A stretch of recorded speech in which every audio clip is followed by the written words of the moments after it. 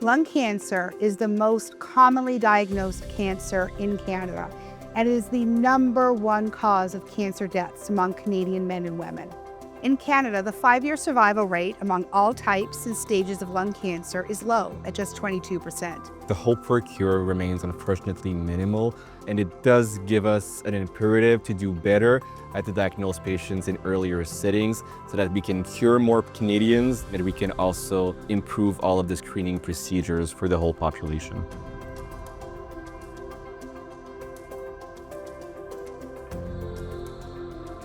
Our lab is interested in liquid biopsies, which are basically blood draws, which detect small changes happening at the molecular level in lung cancer patients.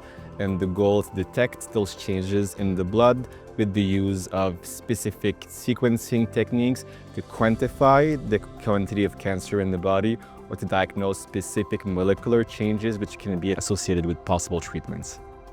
So normally a patient with a new possible diagnosis of lung cancer will undergo an invasive procedure requiring a sample of tissue that is removed outside of the body. So there's possible local complications, there's also the risk of infections, hospital stays, and the goal with liquid biopsies is to possibly perform non-invasive or minimally invasive procedures to quantify those cancer-related changes in the bloodstream of patients. This is a simple procedure. We're able to detect changes, progression, or resistance in the cancer before it actually appears on follow-up imaging. Historically, we have been dependent on tissue biopsies and invasive biopsy to make a diagnosis of lung cancer. With these new novel therapies, we are going to be able to access potentially diagnostic procedures that are more readily accessible to all Canadians, addressing the equity of access. This research has very exciting implications for the healthcare system.